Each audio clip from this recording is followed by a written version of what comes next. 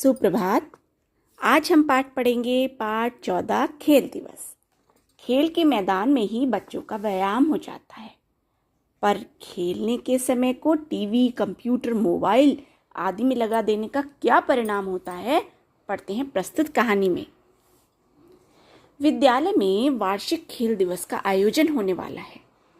कल अध्यापिका जी खेल प्रतियोगियों का चुनाव करेंगी। यह सुनकर सभी बच्चे उत्साहित हो उठे, पर अभिषेक के मुख पर उदासी के बादल छा गए। छुट्टी के समय उसके दोस्त अमित ने अभिषेक से कहा, तुम तो इस बार भी चुन लिए जाओगे, फिर क्यों उदास हो दोस्त? सार्थक भी बोला, हाँ यार, तुम्हें तो पिछले वर्ष सर्वश्रेष्ठ खिलाड़ी का पुरस्कार भी मिला था, तुम तो इस बार भी जीतोगे। हिमांशु ने भी हाँ में हाँ मिलाते हुए कहा, और क्या, तुमने तो मुझे भी दौड़ प्रतियोगिता में परास्त कर दिया था, फिर क्यों परेशान हो? अभिषेक ने चुप्पी तोड़ते हुए कहा, तुम सब कह तो ठीक रहे हो, पर पिछले साल तक जीतने के लिए मैं प्रतिदिन खेल के मैदान में अभ्यास करता था। जब से पिछले जन्मदिन पर मेरे मामा जी ने मुझे प्ले स्टेशन और मौसा जी ने आईफोन उपहार में दिए हैं, तब से मैं खेल के मैदान में नहीं जाता हूँ, और जब समय मिलता है तब उन्हीं से खेलने लग जाता हूँ। अब मुझे डर लग रहा है कि मैं प्रतियोगिता के लिए चुना भी जाऊंगा या नहीं। अभिषेक की बात का समर्थन करते हुए सार्थक ने कहा, मैं भी खेलने के लिए मैदान में कहाँ जाता हूँ, अब तो मैं भी कंप्यूटर पर ही लगा रहता हूँ।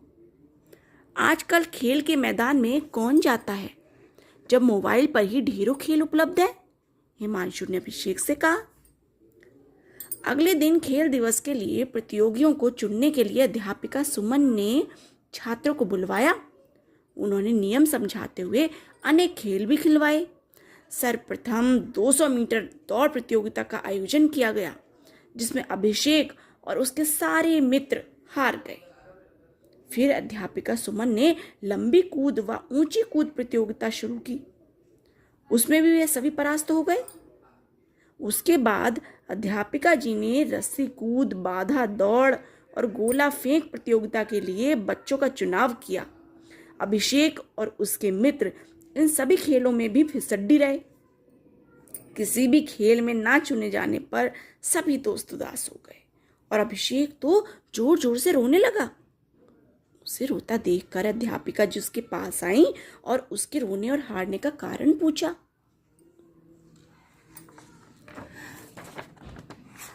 उसके दोस्त ने बताया कि आजकल हम खेल के मैदान में खेल का अभ्यास नहीं करते हैं, घर पर ही video game, PlayStation, computer और मोबाइल पर ही खेलते रहते हैं।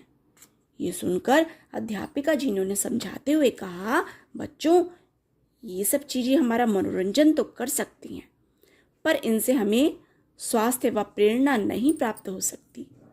खेल, जिसका नाम सुनते ही मैदान में पसीना बहाते और जी जान लगाकर प्रतिद्वंदी को पछाड़ते खिलाड़ियों की जो तस्वीर हमारी आंखों के सामने आती है, क्या बंद कमरे में एसी चलाकर पॉपकॉर्न खाते हुए, कंप्यूटर आदि पर खेल खेलते हुए ये भाव हम महसूस कर सकते हैं?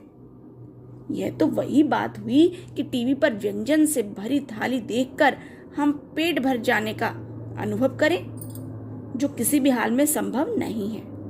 इलेक्ट्रॉनिक गैजेट्स पर खेलना हमें खुशी तो देता है, पर साथ में सिर दर्द, तनाव, सुस्ती, अकेलापन, मोटापा और छोटी उम्र में ही आंखों पर चश्मा लगवा देता है। बच्चों, मैदान में हम खेलों के साथ साथ हार जीत के माध्यम से खेल भावना, परस्पर सहयोग, सहनशीलता, उत्साह और प्रतिस्पर्धा की भावना सीखते हैं, जिससे हम तन मन से स्वस्थ और प्रसन्नचित्त रहते हैं। अध्यापिका की बात सुनकर सभी बच्चों ने कहा, अब हम टीवी, मोबाइल और प्ले स्टेशन पर न खेलकर मैदान में ही पसीना बहाएंगे और स्वास्थ्य व खुशियां पाएंगे, और अगले साल खेल प्रतियोगिता में अवश्य ही प्रथम आएंगे।